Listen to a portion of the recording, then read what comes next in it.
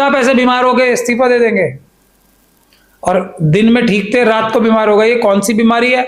इसके लिए तो बिहार बंद रहना चाहिए, परमानेंट। दिल्ली बंद करना चाहिए इन्हें कि धनखड़ जी ने इस्तीफा क्यों दिया। महत्वपूर्ण विषय इसमें यह है कि धनखड़ जी ने इस्तीफा किस तरीके से दिया। क्या जज लोया का याद दिलाई गई थी? उन्हें क्या याद दिलाया गया था? उन्हें जो तेजी से इस्तीफा दे दिया उन्होंने। वरना जो व्यक्ति चुन के इलेक्शन जीत के आया, कोई किसी के तंत्र बचाने के लिए, बिहार का इलेक्शन बचाने के लिए, जो आरएसएस और बीजेपी एक बार फिर लूट लेगी। चुनाव आयोग में जो अपने कार्यकर्ता उन्होंने बिठा रखे हैं, ज्ञानेश कुमार जी जैसे और दूसरे लोग, उनके भ्रष्ट कार्यकर्ता जो अभी चुनाव आयोग की संवैधानिक पदों पे बैठे हुए हैं, उनके मांग कर दिया कि हम जो बूथ पर बीजेपी और आरएसएस को वोट ना देने वाले लोग रहते हैं, उनके हम वोट ही काट देंगे। ये इसलिए हुआ है कि संसद में जाके, संसद में पता है ना वो अभी नड्डा साहब क्या कह रहे थे, कुछ रिकॉर्ड पे नहीं जाएगा जो मैं नहीं कहूंगा। कमोबेश यही बात तो लोकसभा में चल रही है। जो मोदी जी या भारतीय जनता पार्टी का कोई भी व्यक्ति बोल देगा ये रिकॉर्ड पे नहीं जाएगा, ये इशारा भी कर देगा ऐसे करके, तो वो कहां जाता है रिकॉर्ड पे? सवेर ही सही, लेकिन जीत मिलेगी। बाबा साहब के संविधान पे भरोसा रखना है। नमस्कार, मैं ज्योति यादव और आप देख रहे हैं हिंद समाचार। सुप्रीम कोर्ट के वकील महमूद प्राचा और इनकी पूरी टीम लोकसभा चुनाव में एक बड़ा दावा कर रही थी, आंदोलन कर रही थी कि इस बार हम लोकसभा के चुनाव ईवीएम मशीन से नहीं होने देंगे। हालांकि फिर नतीजे आपको पता ही हैं।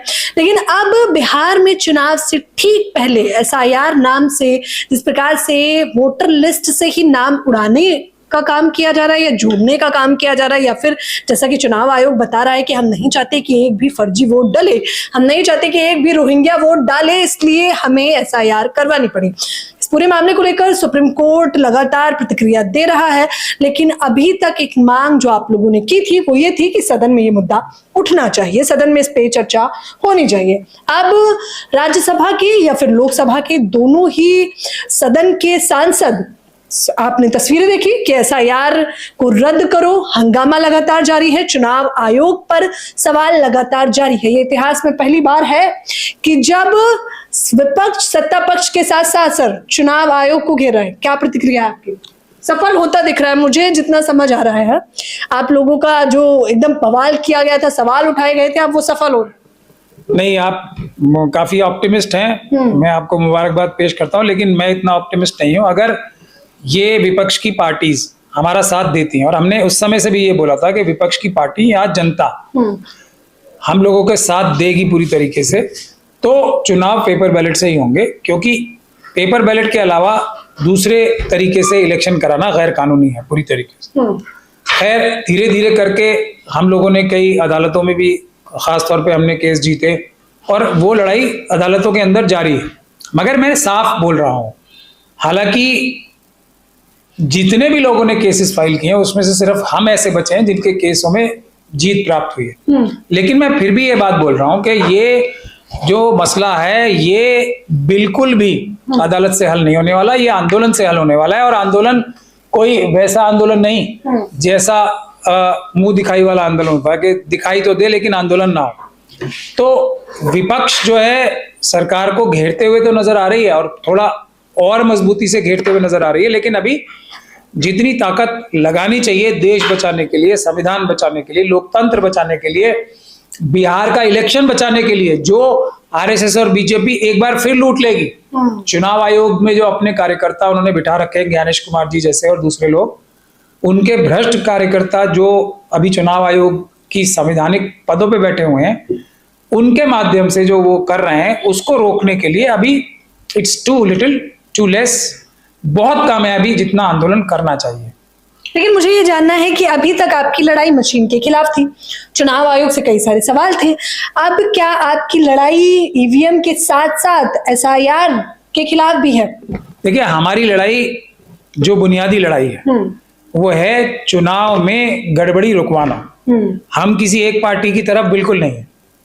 ये तो आरएसएस और बीजेपी इस समय चुनाव के अंदर गड़बड़ी, धांधलेबाजी, वोटों की लूट करने के 1 दर्जन से ज्यादा तरीके इख्तियार कर रही है। और जितने ये विपक्ष के लोग हैं, जितने ये तरीके जानते हैं जिससे बीजेपी और आरएसएस चुनाव में धांधली कर रही है या ये चुनाव लूट रही है, उससे ज्यादा तरीके हम जानते हैं। लेकिन हम लोगों ने सारी रिसर्च करके सबसे एक मुद्दा ऐसा पकड़ा जिसकी वजह से बीजेपी और आरएसएस की सारी जो धांधलियां हैं दूसरे प्रकार की, चाहे वो वोटर लिस्ट में स्पाइक हो, वोटर लिस्ट में बढ़ोतरी हो, या जो परसेंटेज बढ़ाते हैं, परसेंटेज बढ़ा के भी वो जो चुनाव में वोट चुराने की मशीनें हैं उसी से ही वोट कन्वर्ट होते हैं, तो ये हो, या दूसरे बहुत सारे तरीके हैं जिसमें से ये पन्ना प्रमुखों वाला काम जो छोटे लेवल पे होता था, अब चुनाव आयुक्त जो है वो स्वयं ही पन्ना प्रमुख बन गए, वो तो पूरा इलेक्शन प्रमुख ही बन गए आरएसएस और बीजेपी का।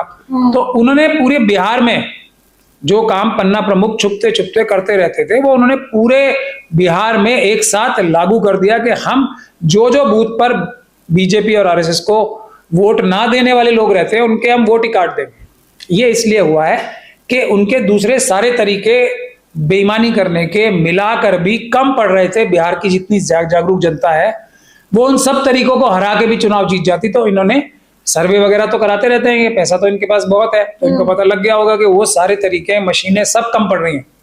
तब इन्होंने जो चिन्हित कर रखे होते हैं बूथ उस पे से उन लोगों के नाम कटवाने शुरू किए। लेकिन अब विपक्ष की जो रिएक्शन होनी चाहिए क्या उतनी है। 9 तारीख को एक कॉल दी थी, पूरा बिहार बंद हो गया, जनता इतनी तैयार है, जनता समझती है सब। अब ये लोग कुछ करना ही नहीं चाहते, सिर्फ मुंह दिखाने के लिए तख्तियां लेके खड़े हो जाएंगे। इसके लिए तो बिहार बंद रहना चाहिए परमानेंट, दिल्ली बंद करना चाहिए इन्हें। संसद में जाके, संसद में पता है ना वो अभी नड्डा साहब क्या कह रहे थे, कुछ रिकॉर्ड पे नहीं जाएगा जो मैं नहीं कहूंगा। कमोबेश यही बात तो लोकसभा में चल रही है। जो मोदी जी या भारतीय जनता पार्टी का कोई भी व्यक्ति बोल देगा ये रिकॉर्ड पे नहीं जाएगा, ये इशारा भी कर देगा ऐसे करके, तो वो कहां जाता है रिकॉर्ड पे। राहुल गांधी जी को तो बोलने नहीं दिया जा रहा, विपक्ष के नेता हैं वो। तो ऐसी स्थिति में पार्लियामेंट में करके क्या होगा, सड़कों पे आंदोलन होना, चक्का जाम होना, जनता अपने आप संभाल लेगी इन्हें, आरएसएस और बीजेपी वालों को। ये है बुनियादी बात। फिर आप देखेंगे कि अदालतों में भी जब जजेस को ये पता लगेगा जनता हमारे साथ इतनी मजबूती से खड़ी है, तो उनके अंदर भी अगर कोई दबाव है, जो 4 सुप्रीम कोर्ट के जजेस ने 2018 में ही बता दिया था कि हम पे दबाव, तो वो दबाव भी कम होगा और अच्छे फैसले भी आएंगे। वरना कुछ नहीं होने वाला। बिहार का चुनाव आज की जो स्थिति है, जनता बीजेपी की जमानतें तक जब्त करा देगी अगर निष्पक्ष चुनाव हो गया। लेकिन क्योंकि चुनाव निष्पक्ष नहीं होना है, इसलिए भारतीय जनता पार्टी और एनडीए चुनाव जीतेगी। उसमें भी भारतीय जनता पार्टी की 100, मेरे ख्याल से 122 से ज्यादा सीटें आएंगी, क्योंकि नीतीश कुमार जी को भी वो बाहर करेंगे। धनखड़ जी को इसीलिए इस्तीफा शायद दिलाया है, या जो भी धनखड़ की तबीयत खराब हो गई, उनकी तबीयत कल तक हालांकि वो ठीक थे, अब उनकी तबीयत सही नहीं है। देखिए, इसमें जो महत्वपूर्ण विषय है जो लोगों को समझना चाहिए, ये नहीं है कि धनखड़ जी ने इस्तीफा क्यों दिया। महत्वपूर्ण विषय इसमें यह है कि धनखड़ जी ने इस्तीफा किस तरीके से दिया। क्या जज लोहिया का याद दिलाई गई थी उन्हें, क्या याद दिलाया गया था उन्हें जो जिसे इस्तीफा दे दिया उन्होंने। वरना जो व्यक्ति चुन के इलेक्शन जीत के आया, कोई किसी के मतलब नॉमिनेट करने से थोड़ी आए हैं, वो तो चुनाव जीत के आए हैं ना। लोकसभा और राज्यसभा के 500 से ज्यादा मेंबर ऑफ पार्लियामेंट ने उन्हें वोट दिए थे।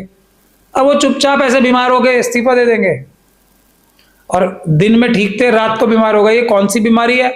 इसलिए मैं कह रहा हूं इसकी वजह में नहीं जानी चाहिए, कैसे इनका इस्तीफा हुआ है वो विषय जरूरी है जानना। किस प्रकार की, बिना किसी दबाव के उन्होंने इस्तीफा क्यों दिया है, ये है विषय जानने का। ये नहीं कि क्यों दिया है, वो विषय ही नहीं है। अच्छा, मुझे आखिरी सवाल आपसे लेना है कि मुझे पता है कि बतौर जनता आप ये सोचते होंगे कि चुनाव आयोग भी यही कहता है कि हमें निष्पक्ष पारदर्शी चुनाव कराने हैं, हम एक भी फर्जी वोट नहीं चाहते।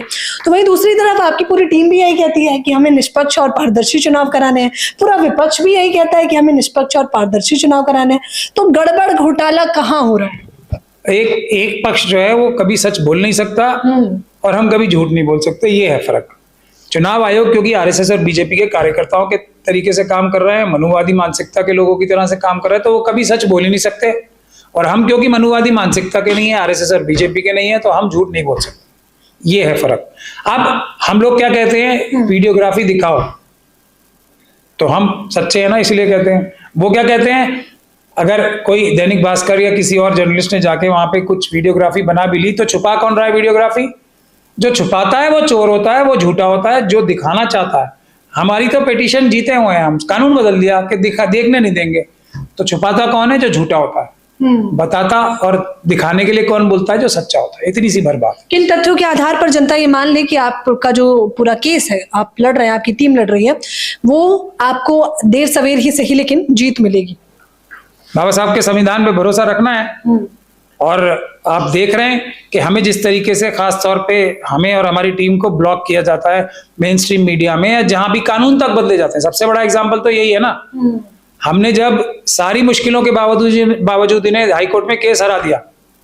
क्या केस हराया कि जनता खुद अपनी आंखों से देख ले कि चुनाव में ये वोट चुराने की मशीनें कैसे काम करती हैं, ईमानदारी से काम करती हैं या बेईमानी से काम करती हैं। तो कानून बदल दिया, इससे बड़ा सबूत जनता को और क्या चाहिए।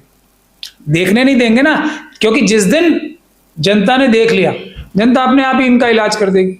ये है सीधी सीधी बात। ये मामला सुप्रीम कोर्ट पर तो लगातार चर्चाएं हैं। हालांकि एसआईआर भी आप लोग बखूबी जान रहे हैं कि जिस प्रकार से चुनाव आयोग 11 दस्तावेज मांग रहा है और लगातार मांग रहा है। सत्ता पक्ष चुनाव आयोग पर एक भी सवाल नहीं खड़ा कर रहा, लेकिन विपक्ष कह रहा है कि अगर हमारी सरकार भी बन जाती है तब भी हमें ईवीएम पर भरोसा नहीं है और चुनाव आयोग पर भी नहीं है। तो इस खबर के बारे में आप लोग मुझे अपनी राय जरूर दें। कैमरामैन नावेद के साथ ज्योति यादव, हिंद समाचार।